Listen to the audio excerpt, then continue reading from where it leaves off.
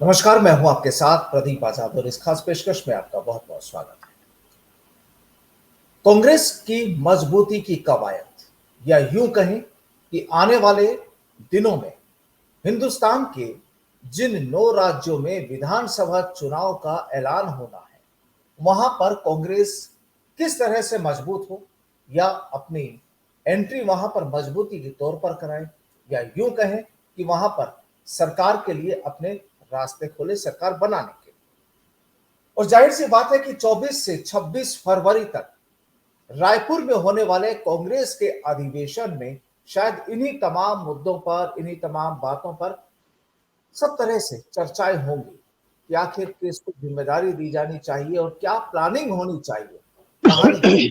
हो सकती है, क्या होनी चाहिए। लगता है कि इन 3 दिनों में कांग्रेस के तमाम दिग्गज नेता जिस तरीके से रायपुर में एक साथ एक जाजम पर होंगे, उसके बाद कई जो सवाल है उनके जवाब भी शायद मिल जाए। यहां पर बात होगी कि अगर जो राजस्थान का उलझा मसला है, क्या उस पर भी वहां के इन 3 दिनों में कोई चर्चा होकर कोई रास्ता निकल पाएगा। दूसरे राज्य जिस तरीके से पक्ष और विपक्ष की कहानियां चल रही है, वहां पर क्या हो सकता है, ये भी चर्चा हो सकती है। अब ये चर्चाएं शुरू होती, तमाम दिग्गज नेता रायपुर पहुंचते, कुछ पहुंच गए और कुछ पहुंचने वाले हैं। पहले उससे पहले ही आज सुबह जिस तरीके से कांग्रेस के राष्ट्रीय नेता, या यूं कहे राष्ट्रीय प्रवक्ता पवन खेड़ा को जिस तरह से पुलिस ने गिरफ्तार किया और करीब 4 घंटे तक आज हाई वोल्टेज ड्रामा चला, कांग्रेस में भी, हिंदुस्तान में भी और देश की सियासत में। आखिर पूरी कहानी क्या है, क्यों गिरफ्तार किया गया, क्या होगा इस सिचुएशन में, क्या मुद्दे हो सकते हैं, किन मुद्दों को लेकर चर्चाएं हो सकती है, इन तमाम बातों पर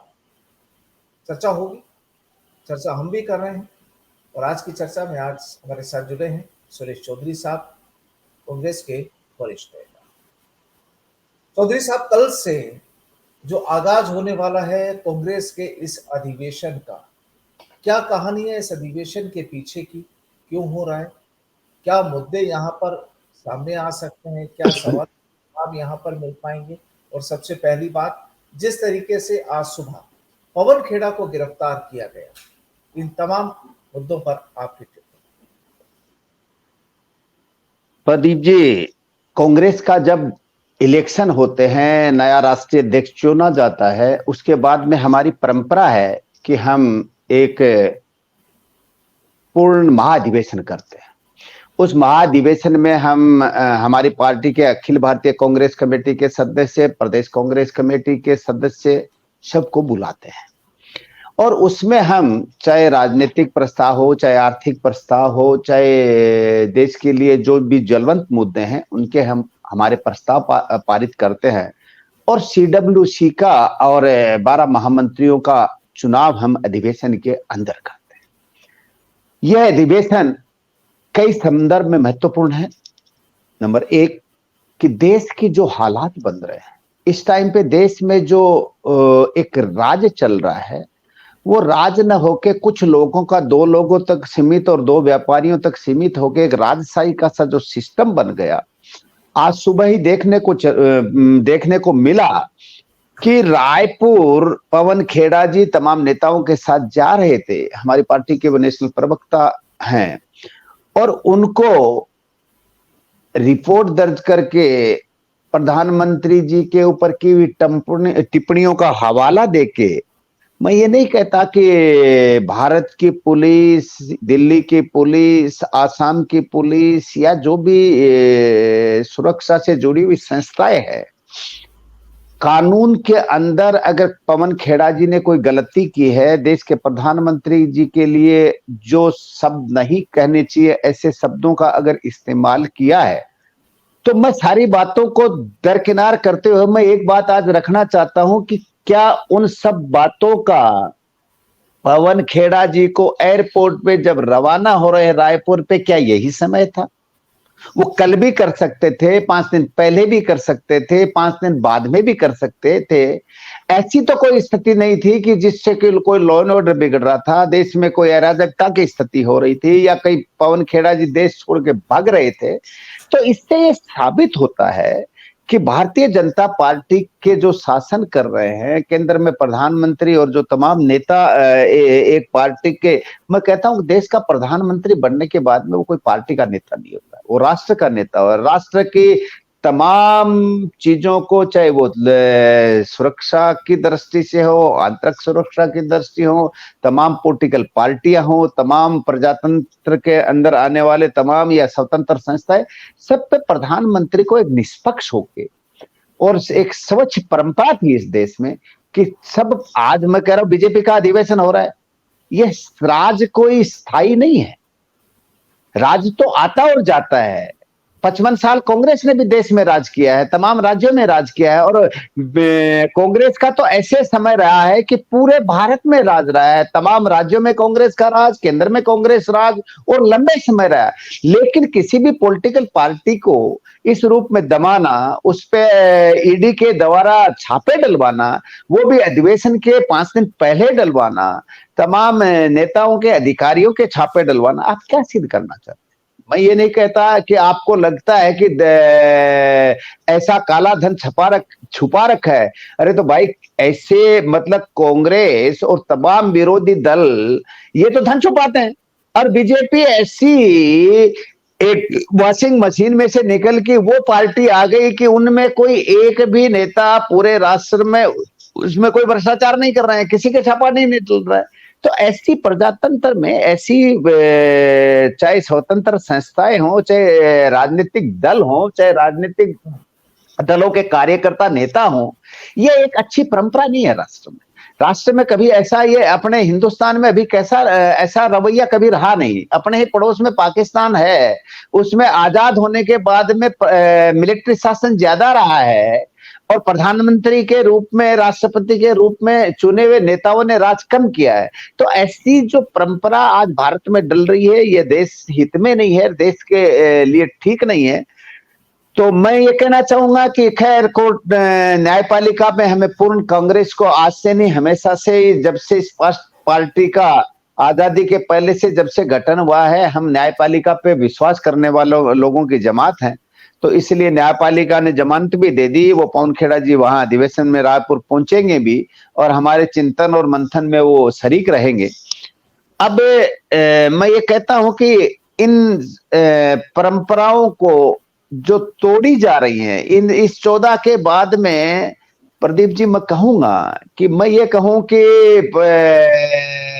अटल बिहारी जी प्रधानमंत्री रहे, देवगौड़ा जी रहे, चंद्रशेखर जी रहे, वीपी सिंह जी रहे, देश में बहुत प्रधानमंत्री रहे। आज ये कहे कि उनके काल में कम हो सकता है, ज्यादा हो सकता है, लेकिन राष्ट्र के निर्माण में तमाम निर्णय नहीं लिए गए, या राष्ट्र ने तरक्की नहीं की। लेकिन पता नहीं क्या, कौन से लोग इनको ज्ञान देते हैं, कौन सी ऐसी प्रसार मंडल बन गया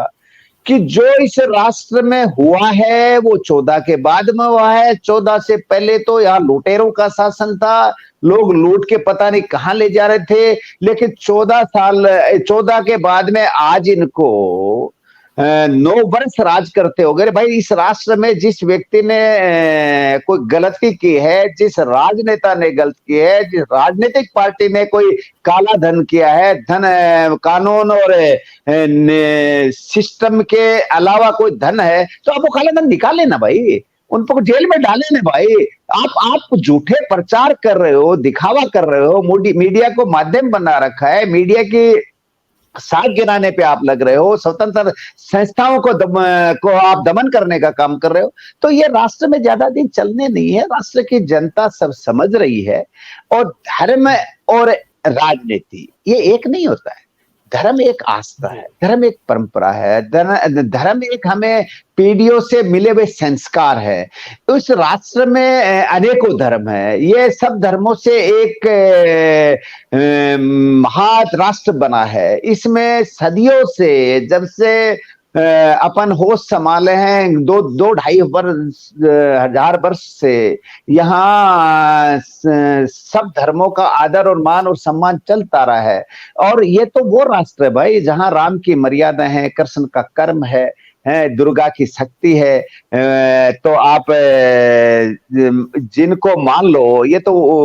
वीणा से हमें बुद्धि मिलती है, सरस्वती को पूजने वाले ये राष्ट्र है। ये जो राष्ट्र परंपरा और धर्म का आदर करने वाला राष्ट्र है, उस राष्ट्र में जो जहर घोला जा रहा है, भाई की भाई से, जाति के दूसरी जाति से, धर्म का दूसरे धर्म से, जो जिस टाइप का माहौल बन गया प्रदीप जी, ये न किसी संस्था के लिए अच्छा है, न किसी राजनीतिक दल के लिए अच्छा है, और न ही राष्ट्र के लिए अच्छा है। तो सर, अब ये जो रायपुर में जो होने वाला है 3 दिन का जो पूरा जलसा होगा कांग्रेस का, यहाँ पर क्या निकल कर आ सकता है? अगर हम केवल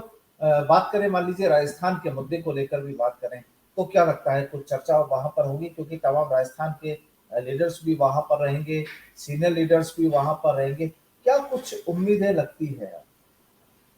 देखो प्रदीप जी, मैं ये बताना चाहूंगा आपको कि राष्ट्रीय पार्टियों में, राष्ट्रीय दलों में अखिल भारतीय कांग्रेस कमेटी के जो अध्यक्ष हैं, हमारे पूर्व अध्यक्ष सोनिया गांधी जी, राहुल गांधी जी, यूपीए की चेयरपर्सन सोनिया जी, ये जो सब लोग हैं और तमाम हमारे और सीनियर नेता हैं, वो डे टू डे किसी भी, चाहे प्रदेश का कोई भी इशू हो, उस पर विचार विमर्श होता है, मंथन होता है, चिंतन होता है, कोर कमेटी होती है, अनुशासन कमेटी होती है, सब विषयों पे डिस्कस होता रहता है। ये दिल्ली की प्रक्रिया है। और अधिवेशन में तो हम हमारे आने वाले इस 5 वर्ष में हमारी रीति क्या होगी, हमारी नीति क्या होगी, हमारी परंपरा, हमारे हम इस राष्ट्र के लिए हमारी योजना क्या होगी, हम सत्ता में आएंगे तो राष्ट्र को किस तरकीब में, किस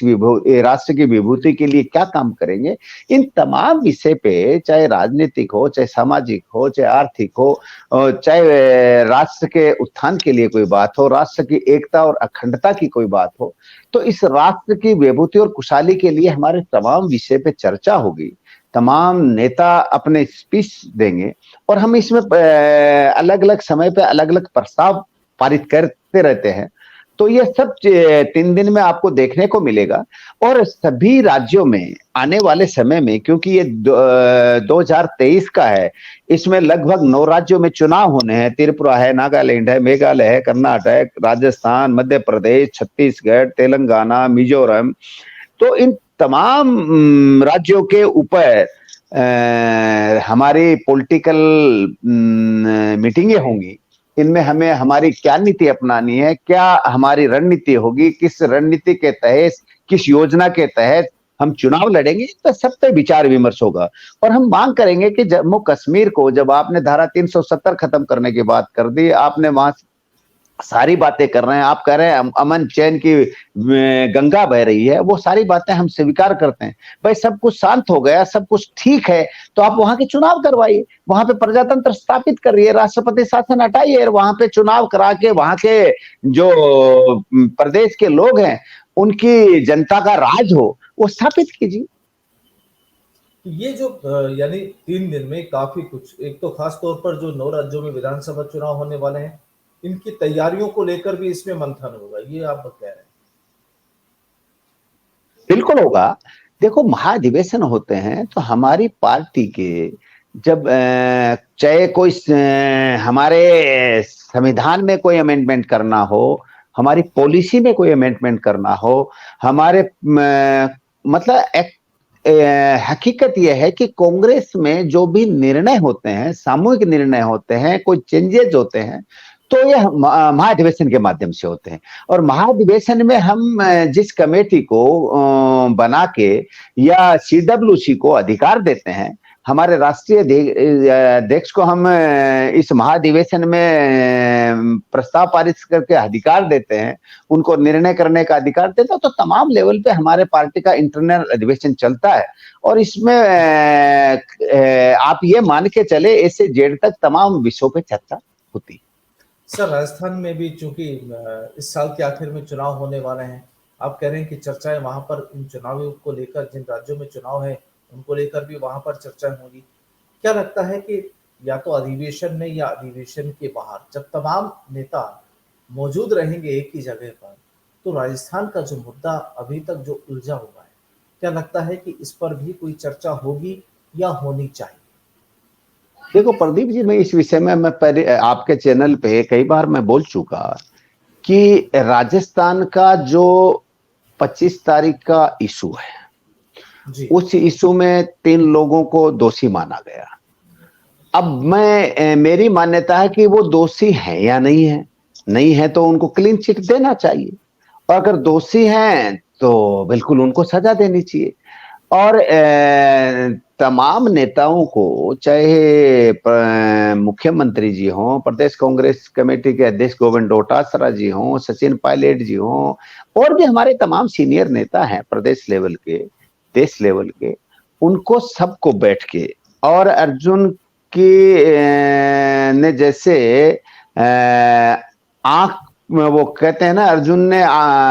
तीर चिड़िया की आंख को मान के और निशाना लगाया, तो ऐसे हमारे वो चिड़िया की आंख 2023 मानना चाहिए हम तमाम कांग्रेसजनों को। हर 2023 में हम पुनः राजस्थान में सरकार कैसे बनाए, हम छत्तीसगढ़ में सरकार कैसे बनाए, और तोड़ फोड़ धन बल शक्ति पावर सबको इस्तेमाल करके हमारी मध्य प्रदेश में सरकार गिराई, महाराष्ट्र में संयुक्त सरकार गिराई। इन तमाम सरकारों को हम वापस